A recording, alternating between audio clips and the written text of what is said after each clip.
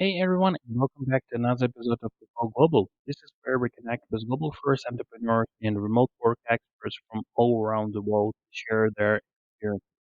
Our guest today is Chris Maresca, COO at Square 8. Chris, thanks for joining us today. You're very welcome. Thanks for having me. Chris, you have worked with big names like Facebook, like eBay.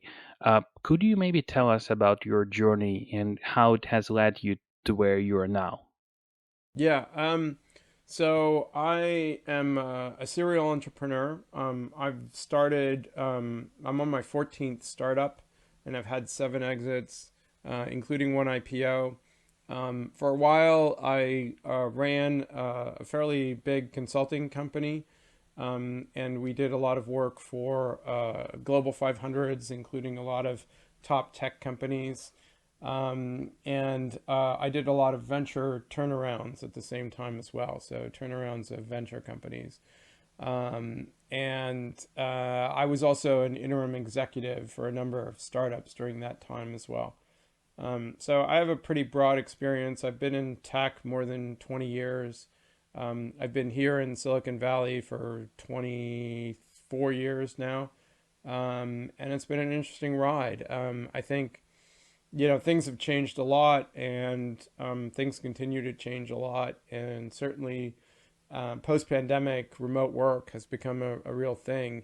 I've been working remotely for 15 years, so for me, it was no change. It was just same as usual.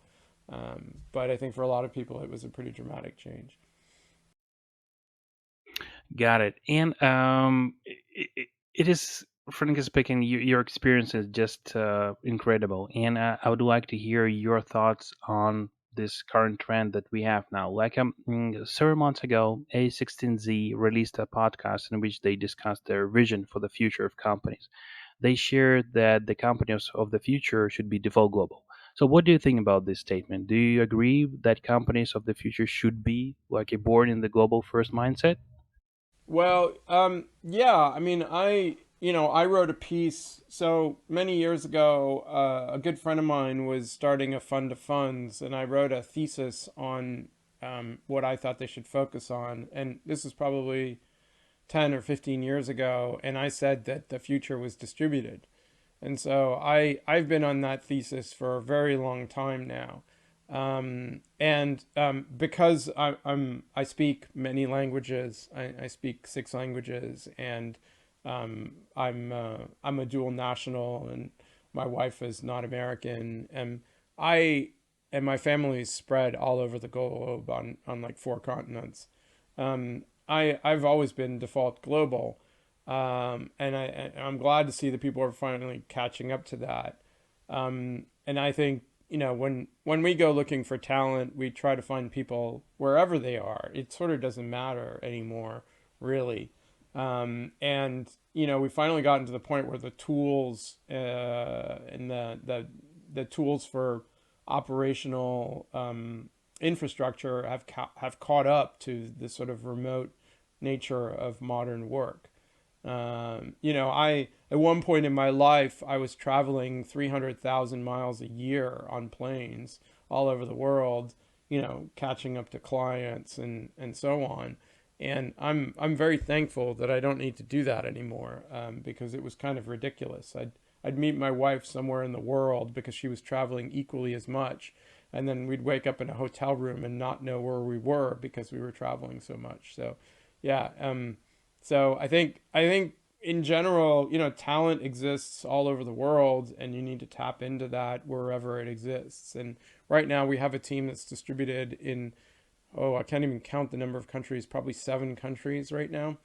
Yeah, a lot of people in Europe, also people in India and in Latin America, yeah, kind of all over the place, and across the U.S. as well. Um, I think one thing that people forget also, especially in the United States, is that you don't need to go, very far away to find good talent. And the U.S. is a huge country, and if you just go in the middle of the country, there's often a lot of talent there that's relatively, good value even compared to overseas talent. So that's one thing I think that people are ignoring largely, including us. We're not very good at that. So Got it. And you mentioned that it's a technology infrastructure. You talked about this. So you have a lot of experience as a technology leader helping big and small companies. Well, so in your opinion, what are some the maybe key considerations for building a global first company in terms of maybe technology infrastructure, maybe some strategy and business? yeah, so I mean, there's a couple of different dynamics to the problem and different layers of that. I mean, the easiest one to address is the actual tech that you use on a daily or weekly basis. I mean, a lot of cloud-based tools clearly are key. Our team basically lives on Slack. Slack is our core platform, and it's so much the core platform that if I send people an email, they often don't read it for days. So there's sort of no point in sending emails anymore, really. I think the other thing that's really important, which people often forget about, is calendaring and scheduling, especially when you're dealing with multiple time zones that are deeply offset from each other. Then you really need to have a good calendaring systems and good scheduling systems. We use a tool called Calendly for a lot of people's scheduling, especially when we're doing things like one-on-one meetings or things like that, which require a longer time, but also clear scheduling, sometimes months in advance. So, between things like Google Workplace and Slack and other tools like Calendly, but also things that are doing things like vacation trackers that track public holidays in various locations around the globe. Things that you sort of forget about, but then you wake up one day. We've had this a bunch of times where people are like, oh, wait, Monday's a holiday in X location.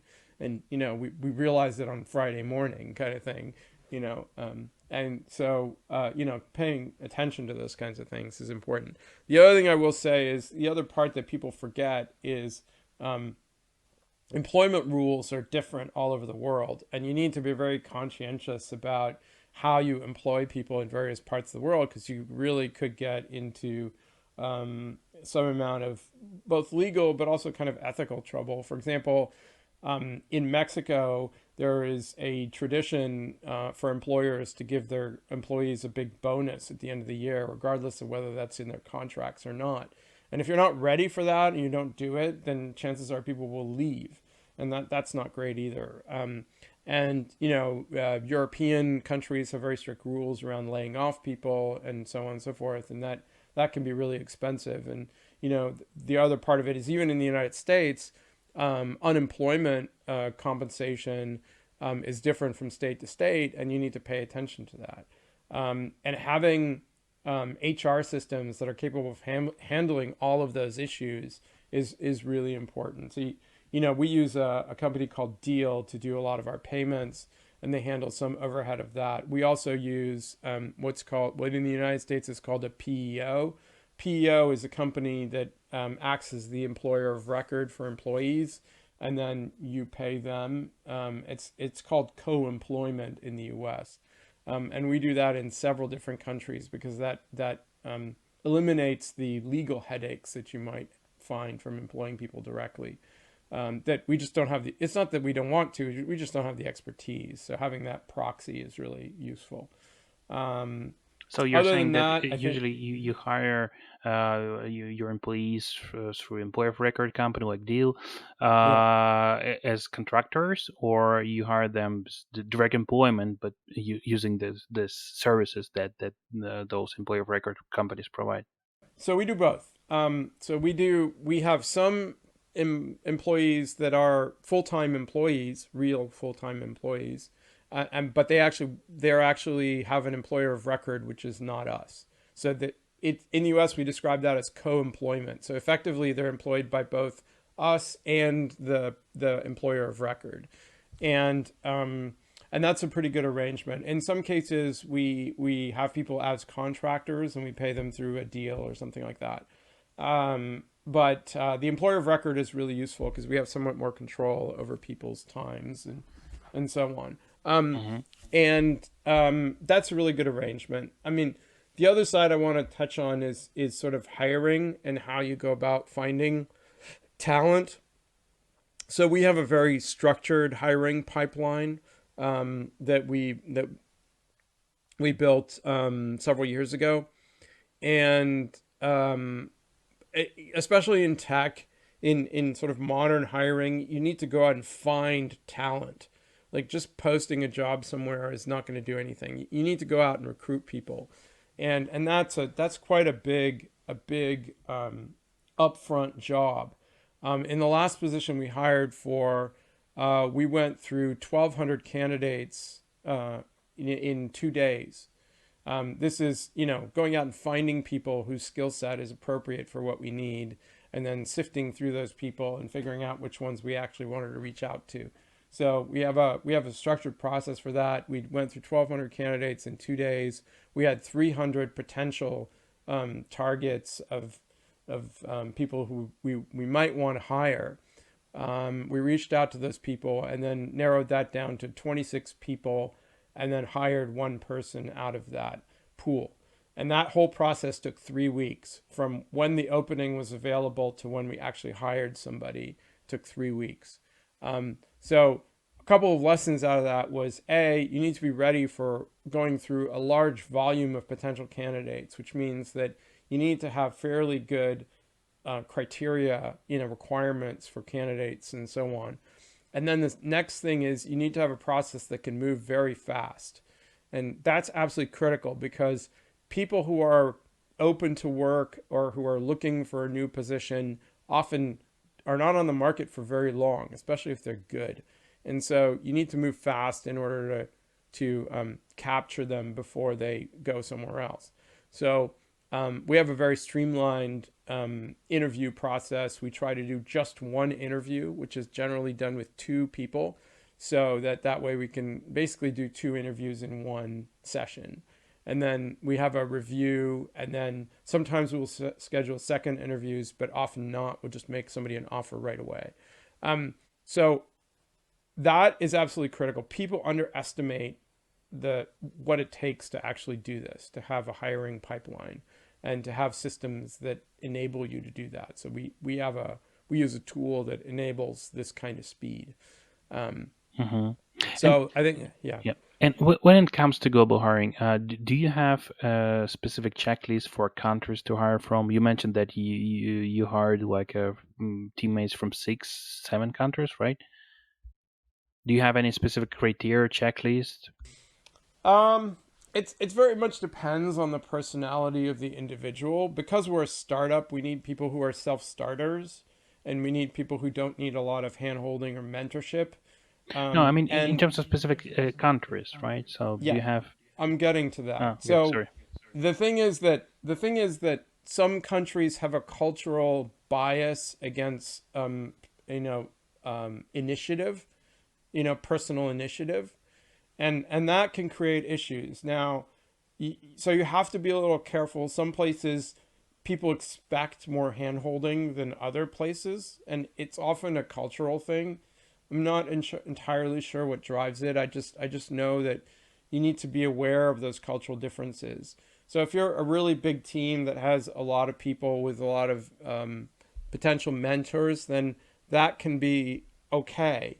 But if you're a small team and you need people who are going to be self starters and take the initiative and so on and so forth, then certainly there are cultural considerations you need to take into account. It's kind of an uncomfortable discussion because it's somewhat politically incorrect, but it's just a reality of where people grew up and where they live and so on. And you can't get away from that even if you try. And so I think, there are places where we're more cautious about who we hire. It doesn't mean that there aren't people in these places that aren't, self-starters. It just means you need to find them rather than assume that everybody you're going to interview is going to be a self-starter.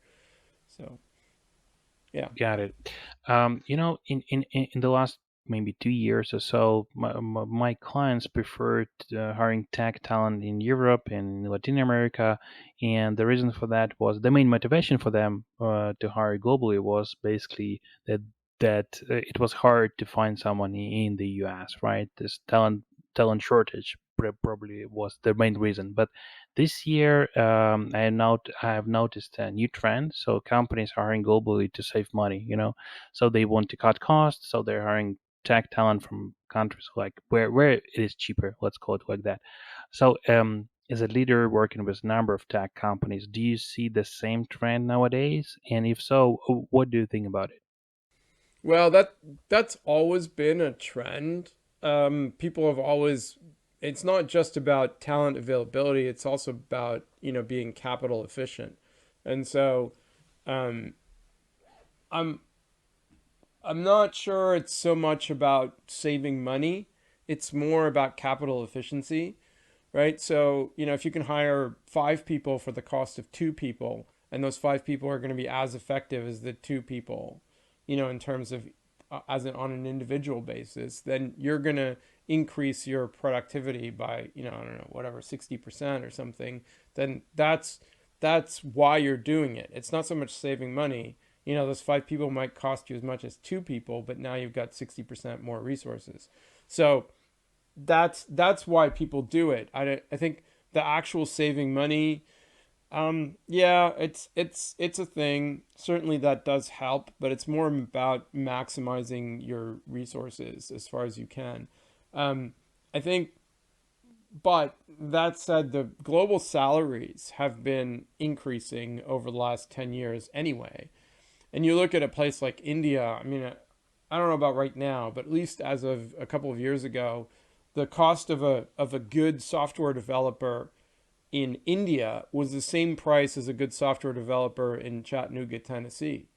And so now you have to deal with time zone, cultural differences, so on. Which one are you going to choose? Assuming that there's talent availability in both places, you'd probably choose the person in Chattanooga, Tennessee. And so I think, there's a variety of reasons why you go overseas. Sometimes it's talent availability. Sometimes it's the quality of the people you can get for the amount of money that you have. I will say that most of our Latin American developers in particular are similar cost to a US based developer. The only thing is the thing that where the cost reductions come in are the ancillary costs, I would call it, the sort of overhead of employing people. Benefits and various government payments that you have to make and so on are lower in Latin America than they are here. And so you're saving, I don't know, 15%, 20%, maybe 30% on top of the cost of the employee on the overhead. So that makes a difference too. But in terms of salary, yeah, it's similar. It's a little less, but not Hmm. not that much.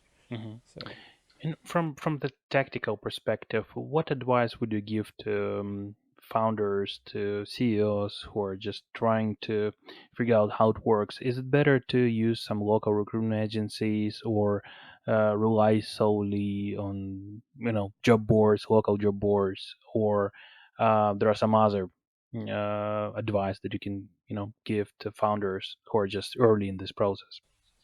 so for our Latin American team, we use a company that acts both as a recruitment agency and as a PEO.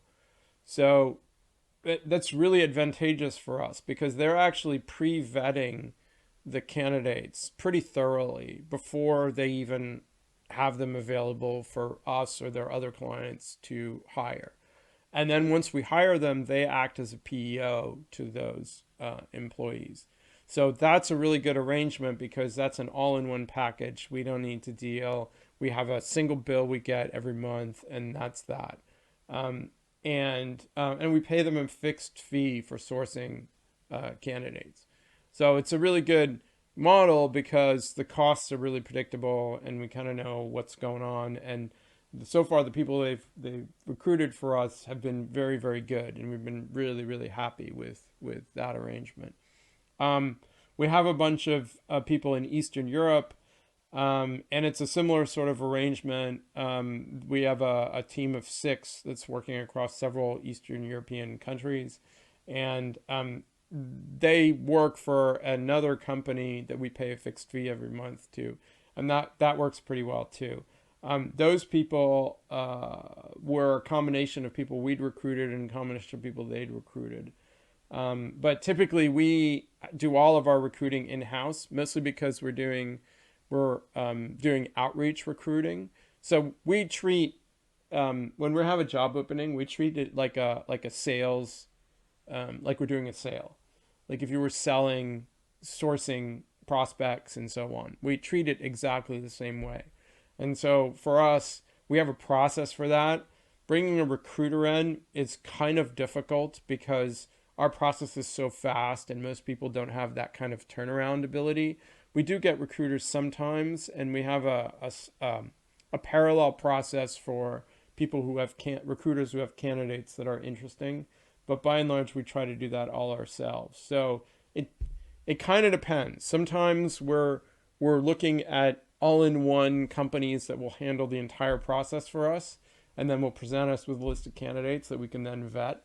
And then other times we're actually sourcing candidates directly. So, but Got yeah, it. Okay. I think the key thing is you know you need to have a hiring process set up, and I mean a real process with a workflow and tools, supporting infrastructure. We have standardized interview templates with set questions that allow our teams to stack rank people pretty easily. And we also have specific interview guidelines for everyone. We have tools that walk people through this whole process, and we have our workflow tool allows us to automatically move candidates from one stage to another and automatically schedule them and things like that. So you need to have all that stuff set up because especially if you think you're going to experience any kind of growth or turnover or whatever, trying to do this seat of the pants ad hoc when you're in the middle of trying to hire somebody just doesn't work. Hmm. So Got it. And speaking about the process, right? As someone who's an early adopter of AI, right? So, do you use AI for this hiring purposes? Maybe do you use some specific AI tools, or you integrated somehow AI in this, in the sourcing stage, in the not uh, so far. I haven't. So we use a vendor that has a platform that really works for us. It's called Team Taylor. It's actually a Swedish company, and they have a platform that sort of meets our workflow requirements. And they have a lot of integration with other tools. I haven't looked to see if they have AI yet. I suppose, we might use AI in sort of job description write ups and so on. I'm not sure how it would work for candidate sourcing. That might be a place where it might be useful. I have looked at some other platforms that have a sort of big data approach to candidate sourcing. Um, and those are kind of interesting. But the sort of learning curve for that stuff can be really steep. So, and one of the problems with AI is the sort of opacity of how it works, and that's sort of worrisome because the people that we find that are our best employees are often people that are, I would say, non-traditional. They don't fit a traditional career path.